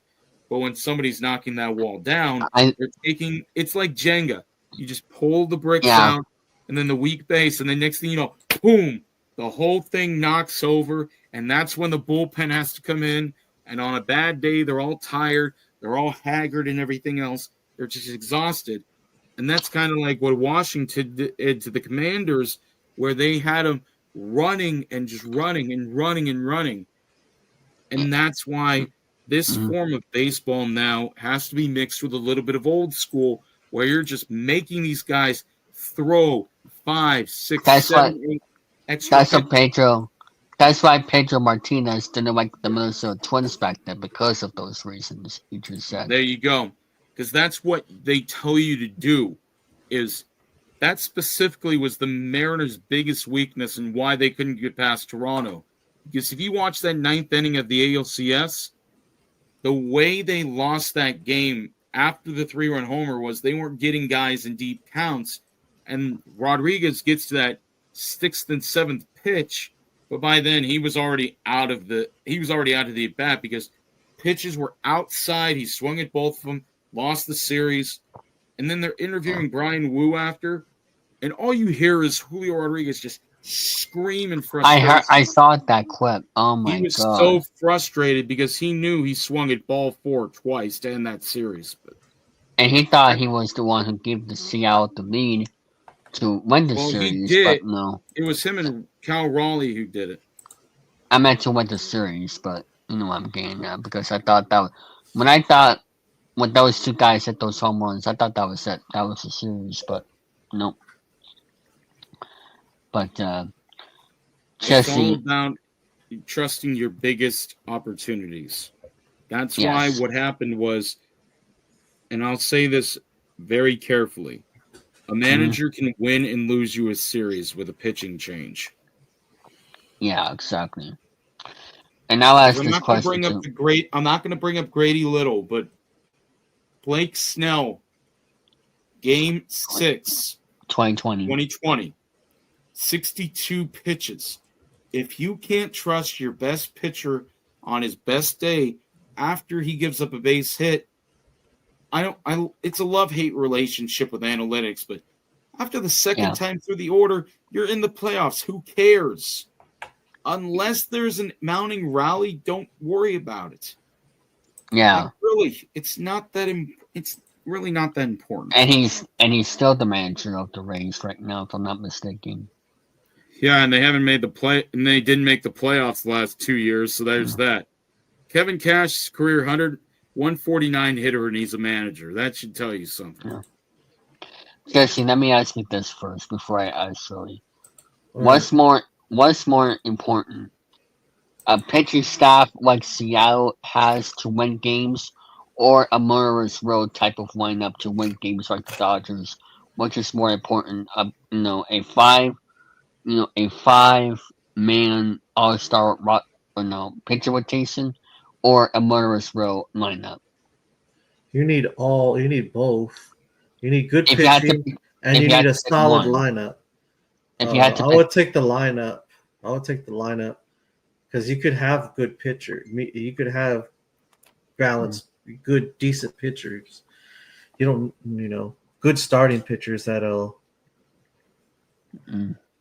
Joey? I agree with Jesse. Mm-hmm. I'm not going to be neutral in this because that's going to just throw everything to shit. Excuse my language again. Mm-hmm. But Jesse's right in the aspect that you have to have both. Yeah. It's so rare, though, to have both. If I wanted to think about a team that had a good lineup and that had a good pitching staff, I think of that run that the Atlanta Braves were on during the 90s. Until 2005. They had some of the greatest pitching rotations, but that only gets you so far, as you saw with their run. Because if you ever want to realize how far a pitching staff could get you, but bringing in Jesse's view here, you have to have the string of hitters too. Because at one point they had Greg Maddux. They had Tom Glavine. They had John Smoltz. They had Steve Avery, Kevin Millwood in that rotation. Yeah. But, and this is the emphasis on this, their hitting core was not there at all times. There was times where they had David Justice, they had Andres Galarraga, they had Vinny Castilla, they had Gary Sheffield, they had Javi Lopez, Rafael Furcal, Chipper Jones, Andrew Jones, Jeff Francoeur. They had all these talented guys, but 1995 was the last time before 2021, where they won a World Series.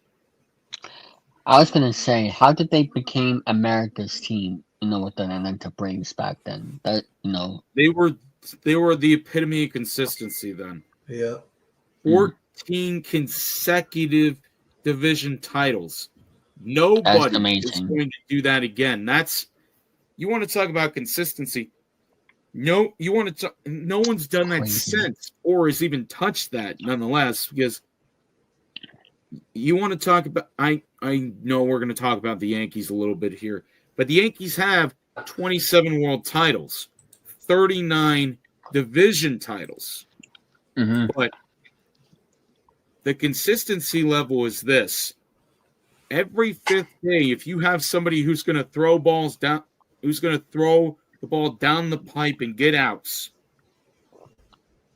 and stay healthy, happen anymore, and stay healthy.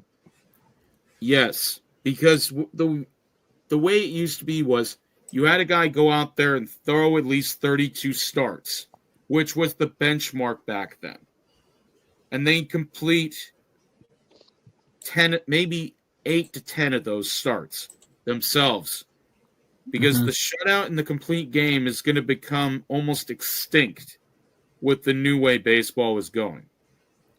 Yeah. That's why I say if you have 5 starters who can get you through 30 starts a year and be healthy, you'll win ball games. But if you're look what happened with Dodgers Baltimore, Seymour. Yes. But the problem of it is you still have to have a solid 1 through 9 now, but with the changes being there's no more pitchers batting. So pitchers should last longer in the rotations.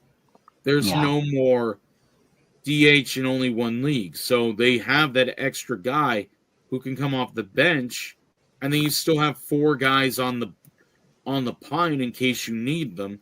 And then you have now you can have 13 pitchers and 13 hitters for 26 men on the roster, but they don't. It's become so convoluted. The problem of it is what guy am I going to bring up for the 27th man if I have a doubleheader now?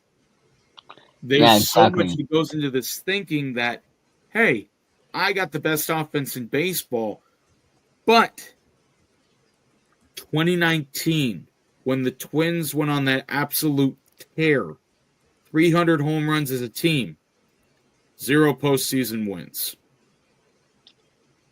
You can hit as many home runs as you want, but the second you get to the playoffs and you can't hit, you saw the exact same thing happen with the Brewers.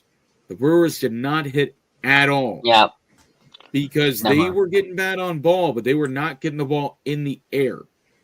It's not about launch angle. It's about consistent at-bats where you're actually maintaining the fact that I have a runner on base. I need to get them over and then get them in.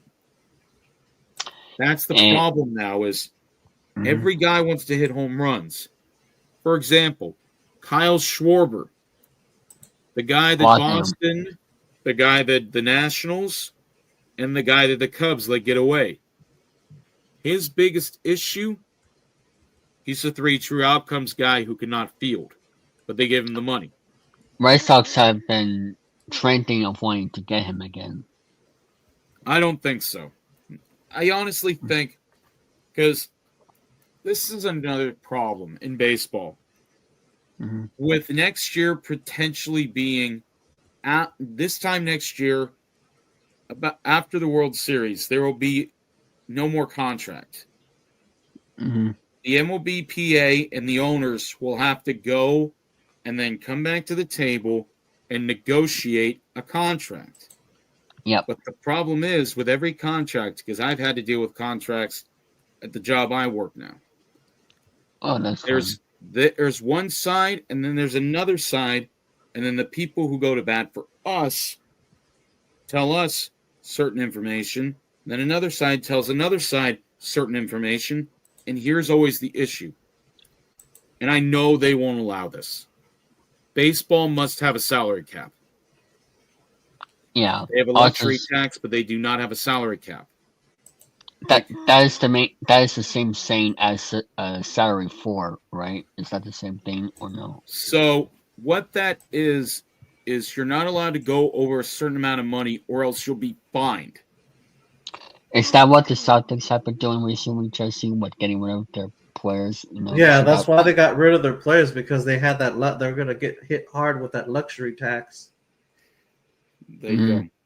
Because what that is it's the line from Moneyball. There's rich teams, then there's poor teams, then there's 50 feet of manure, and then there was the A's. That's the way it is now. Because back in the early 2000s, there was not $100 million payrolls. They weren't close to $100 million. Now, 25 years later, after the 2000 season, the biggest contracts are teams like the Mets, the Padres, the Dodgers, and the Yankees. Not even the Red Sox have a guy that's that expensive, unless they extend Crochet, but still. They already did, actually. That is where I stand about this. If you can't have a salary cap in every league, the luxury tax is what keeps every team in line. But the greed is egregious and it's stupid. I mean, just today or the last couple days, gambling has finally come to light as being a bad thing. Hello? Yeah, you just the NBA is getting rid of. The NBA is getting hit with that. Sorry. No, it's okay. It's okay. Your opinion's as valid as mine, but the fact of the matter is, they put all this money into letting gambling be legal, and now people are getting in trouble with the mafia.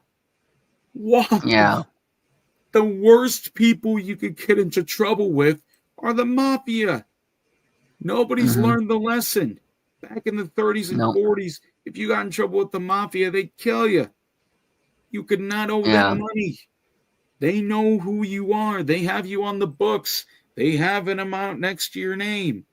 That's why I think, and I was just talking about this with one of my coworkers. 2 years they were investigating Terry Rozier. They were investigating him because of one game where he was supposed to have an over-under of a certain amount of assists. 9 minutes into the said game, 2 assists. 9 minutes in, he says his foot hurts. They take him out of the game. He finished under, and a lot of people bet the under. A lot of people made money on that. Dang. But Crochet, that's the cheapest contract they have right now. And an opt-out after 2030, that's 5 seasons from now, so that's fine.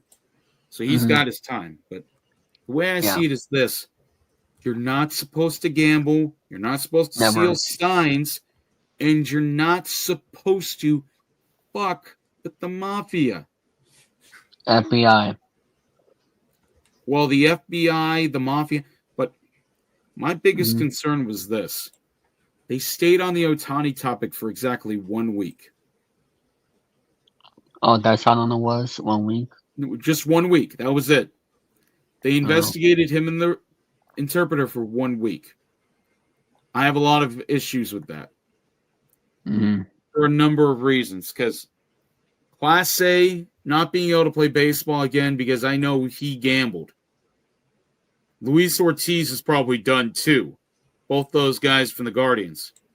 But my biggest problem is In the NBA, they had a guy, 2 years they investigated him.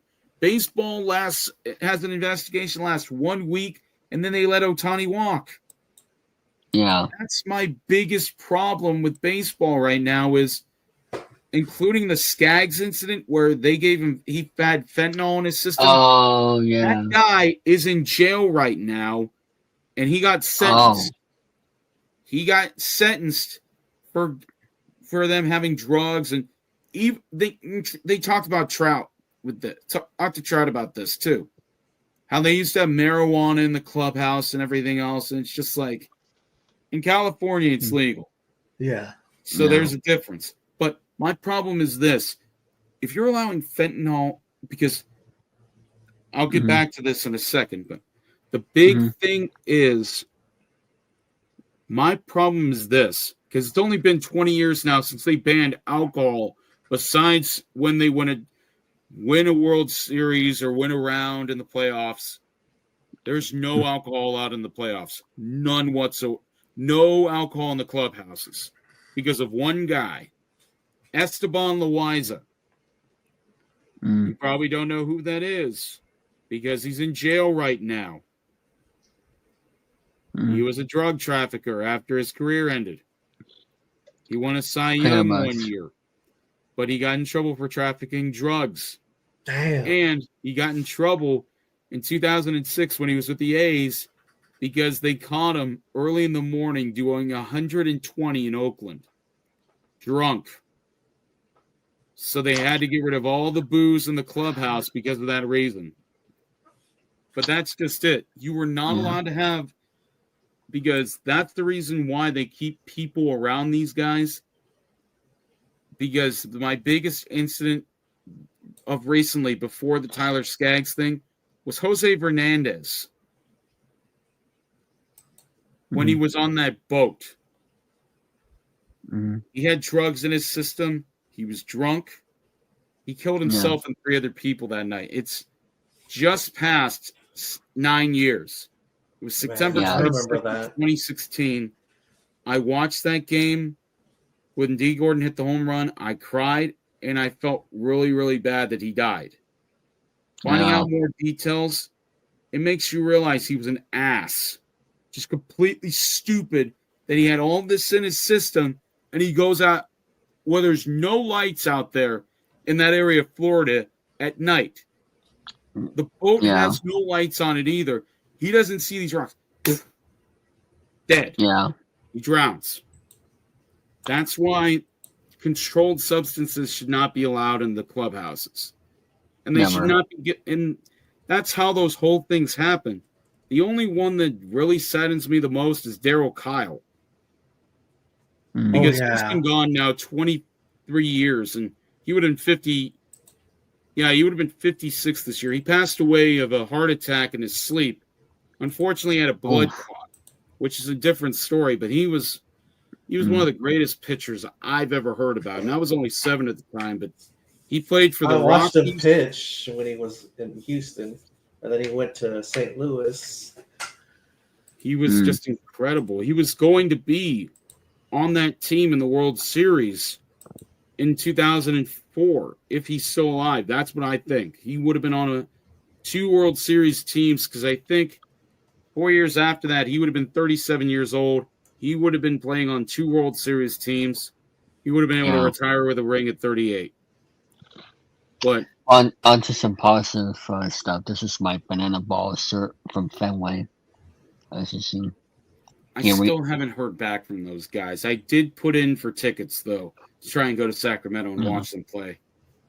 I also like this shirt over here. You know, that popular AC/DC band. See, Jesse's been alive long enough to know there's been 2 different singers of AC/DC. Yep. Bon Scott, who died in his sleep because from being drunk, and he ended up vomiting in his sleep, and he he choked to death, unfortunately. Yeah. So, but he was one of the greatest singers there was. And my favorite song they did when Scott was still alive And even Brian Johnson says they can't do the song anymore. Not because they don't like the song, but because Bon Scott did it the best was, it's a long way to the top if you want to rock and roll. Yeah. When he played the bagpipes, that was amazing. That just shows how great the longevity in certain people is. But if you're that much of a legend that they don't want to play the song unless he was still alive, that I find it crazy. Yeah, and I'm trying to look up. There was a Kiss singer who passed away recently. I forgot. Yeah, Ace Frehley. Yeah, Ace Frehley was the original lead guitarist for the group until he. I think left. he was the one with the star on his eye. I think that was him. Yeah, he was the spaceman, and then Peter Criss was the drummer. Oh. Yeah, no, the Kiss. You should listen to Love Gun, David. It would do you a lot of good. Listen to what? Listen to Kiss Love Gun. Oh, that one's a good one. That's a great song. And then there's Detroit Rock City. That's another one. Yeah, no, there's a lot. They had a lot of great songs, but in all honesty, I think now that Ace has finally passed on, I think they should kind of slowly stop touring. I know it's not nice to say stuff like that, but now Metallica's doing a farewell tour, and so is Megadeth. So those two, they're pushing 70. So they're it's so weird seeing James Hetfield when he was younger, when he had that big old mustache. Not quite Lemmy Kilmister, where he had the mutton chops, but it's weird just seeing Hetfield when he had the mustache when he was younger. It's kind of crazy. Okay, do you have any favorite radio music shows you like listening to growing up? When I was younger, Fuse was one of the big ones. It was alongside MTV, but Fuse wasn't as popular. It was more of a metal band thing. Oh yeah, Fuse. I remember that. That was my favorite. That was my favorite thing to watch. That's how I got into so many, bands from Sweden. And that's it was on radio too.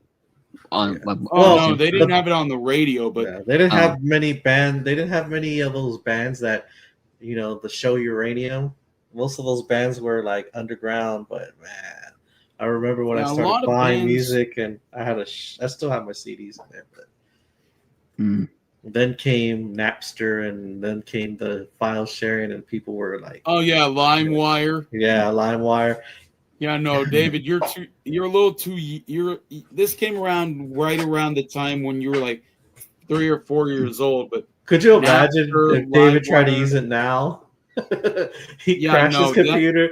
Do not. Yeah, don't. Because him and I know me and Jesse know the consequences. But that used to kill your computer. Yes. Because you try and download one song, because iTunes and everything else now. It's okay to do that.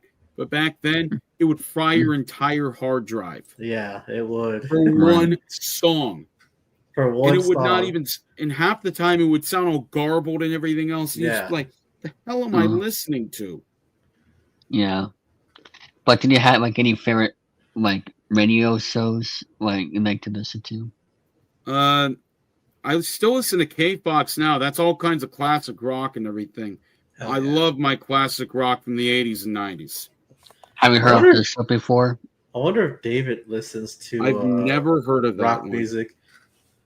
Never heard of this one? It's funny because my Spotify is a mixture of stuff in the 60s to current. And it's so weird when I press the shuffle button on there. Sometimes I'll hear my old music. Sometimes I'll hear my more modern stuff. And the next thing I know, I'll be listening to it with my earbuds in, and someone's like, "What are you listening to?" I immediately change my freaking channel. I'm like, nobody needs to know I listen to that. Oh, guilty pleasures. Yeah, that's exactly what they are. Is I love the older music. Yeah. But the best song that I like in my personal top 5, is always going to be Enter Sandman. Hell Just the opening sting. And it's not because of Mariano Rivera. It's because of that opening sting, the da-da-da-doo-doo, and then you just hear the drums start coming in. Yeah. It hits right here and goes up and down your spine. Yeah, David, you should try and listen to the Black Album by Metallica. It'll change you. Yeah, no, it was that in Pink Floyd when I first, especially Hey You, out there on your own, sitting naked by the phone, can you hear me? It's those songs you listen to, specifically like older Pink Floyd and AC/DC. Yeah. Like when you listen to songs that you know. Yeah. It's Dust in the songs Wind by that. Kansas is another good one because Yes. it basically makes you come to terms with your mortality. I think Mariano Rivera will forever be the greatest closer of all time, coming from a Red Sox fan, because he'll never. I don't think I would say greatest. If he didn't fail as a starting pitcher, yes. Because that was where he started. Because Trevor Hoffman was an infielder too when he first started. He was a failed infielder like Tim Wakefield was. That's generally how it works, is when you fail, then you revamp. Then you reincarnate yourself. You reinvent. That's exactly the way I see it is. Once you hit rock bottom, reinventing yourself, it's not a necessity. It's an experience that you have to go through. You reinvent yourself. And that's why I think of guys like Tim Wakefield, who was considered too bad of an infielder to pitch, to be a baseball player. Goes on to become one of the greatest knuckleball pitchers ever. Trevor Hoffman tears his rotator cuff. Doesn't throw 98 anymore, but he throws the most beautiful circle changeup and gets 600 saves. So it's all about failure being an option, but not being a ceiling.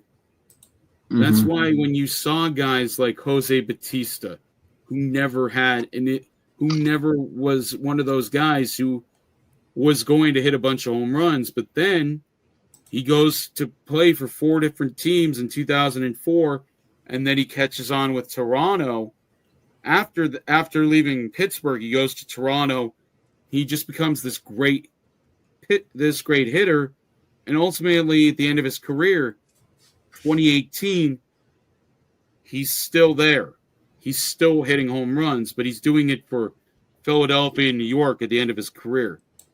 But the biggest one that I can think of is R.A. Dickey. If you've never heard of his story. Is that the Red Sox closer?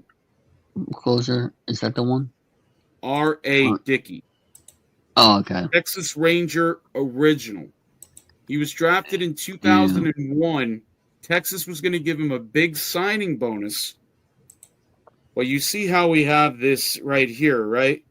Which allows us to throw. The UCL, the MCL, all those things. He had no UCL joint in his arm.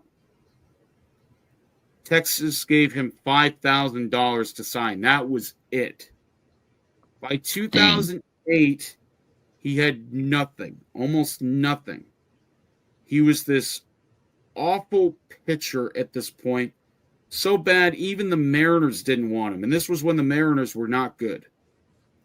They were so bad that he was so bad to the point that he ended up pitching for the Twins at one point. But then all of a sudden, after the 2009 season, he becomes a knuckleballer. Because he had to fail. He had to fail to get better. There was this game where he gave up 5 home runs because his knuckleball, he was throwing it, but it wasn't doing what it would go on to become. Pretty soon, 2010, he takes a chance. He signs with the Mets. All of a sudden, he's 33. He's getting older, getting up there in age. He does something a knuckleballer hasn't done too often. He wins a Cy Young. He wins 20 games. He does do something that a knuckleballer I don't think has ever done. He goes on to lead the league in strikeouts. Yeah. And then he finally retires at the age of 42 in 2017. Mm-hmm. It just goes to show you that you're allowed to fail. Just fail upwards, though. Once you go from rock bottom, you fail. What got your Pomeranz? Pomeranz, I don't think he so much failed. I think he just kept thinking, maybe I'm done, maybe I'm not. But the fact that he was still able to make it back after 4 seasons away and be a productive pitcher in the big leagues who didn't give up many runs, because Pomeranz used to be a 5-pitch pitcher. He's down to 2 pitches, fastball and a knuckle curve. Yeah. Because I have a ball right here somewhere. Just give me a moment. But the knuckle curve is one of the most difficult pitches to throw besides the knuckleball. I have my glove here. I know I do. There it is. No, wrong one. But no, a knuckle curve. Mr. Joey, we're gonna end this recording here, but you can show us your baseball, Yeah, go ahead. But a knuckle curve. Because I also want to play the video, so I want to thank everybody for watching this episode of 200,000 Hangouts. We'll see you all next time.